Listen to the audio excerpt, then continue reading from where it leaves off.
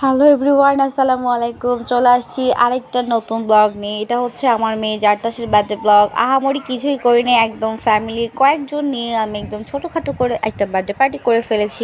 আর সবার আগে বলে দিই, আমার দুই বাচ্চার জন্য সবাই দোয়া করবেন। আর এটা ছিল আমার সন্ধ্যাবেলার কিছু ক্লিপস। এটা আমার দুটো দেবর হয়। আর ফার্স্টে আমার দুই কাজিন বেলুনগুলো ফুলিয়ে দেয়, তো ওরা আসলে বেলুনগুলো সেট করতে পারছিল না। তো আমার দেবর যেহেতু চলে আসে, তো আমি ওকে বলতেছি যে নাবিল ওর নাম, তুমি একটু সুন্দর করে হালকার ভিতরে কয়েকটা বেলুন সাজিয়ে দাও, না হলেই হয় না, মানে যতটুকু প্রয়োজন ততটুকুই দরকার, আর এর থেকে বেশি কিছুই করতে চাচ্ছিলাম না।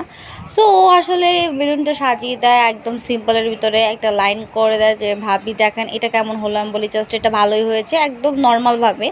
আর আমি আসলে তেমনভাবে করতে চাচ্ছিলাম না, এত বড়োভাবে কিছুই করতে চাচ্ছিলাম না। সো ফ্যামিলির কয়েকজনই, শ্বশুরবাড়ির কয়েকজন আর আমার বাবার বাসার ভিতরে আমার দুই কাজিন আর ছোটো ভাই আসছিল, এর ভিতরে আর কেউ আসেনি।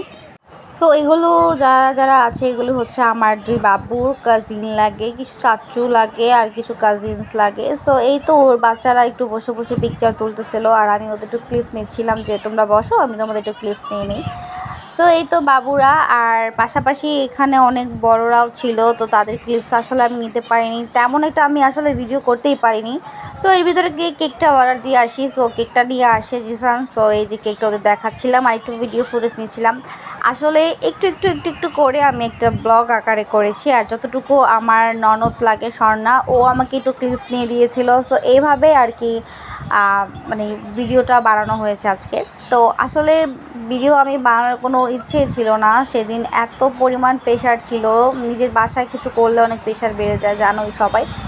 সো এর জন্য আসলে তেমন কিছুই করতে পারিনি, সবাই একটু ক্লিপস নিয়ে দিচ্ছিলো, জাস্ট ওইটাই। আর আমার শাশুড়িকে নিয়ে আমরা একটু কেকটা কাটি, আর এত পরিমাণ গরম ছিল সেদিন কি বলবো। সো এতো কেকটা করে ফেলি। তারপর কেক কাট করার পর আসলে সবাই যারা যারা আসছিল সবাই বাচ্চার সাথে বসে বসে পিকচার তুলছিল।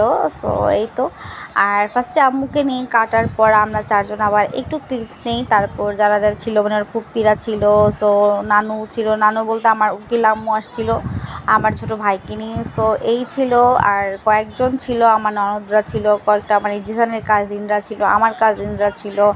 আর আমার এভাবে ঘনিষ্ঠ কাউকেই তেমন কিছু বলা হয়নি, আসলে আমি কাউকেই বলিনি তেমন করে। আর এই তো এভাবে ওই দিনটা আর কি কাটে। সো ফার্স্ট আমার বাচ্চার বার্থডেতে দেখা যায় যে ওর দাদা ছিল না, ওর নানা ছিল না, ওর নানু নাই। সো এভাবে যে আমার জাতাসের বার্থডেটা হবে এটা আমি কখনো কল্পনা করিনি। সো যাক, যা ছিল কপালে সেটা তো হবেই।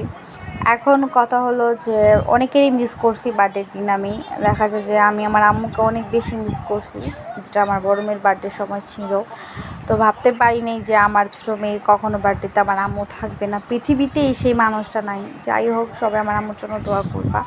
আর আমার শ্বশুরও ছিল না বাসায়, উনি দেশের বাহিরে আছে। তারপর আমার বাবা ঢাকার বাহিরে ছিল, কেউই আসে নাই। সো এভাবে আর কি আমরা কয়েকজন মিলে কেকটা কাট করি। দেখা যায় যে আমি আমার নানু বাসারও কাউকে বলি নাই, তেমন কিছুই করিনি। তো এই তো আজকে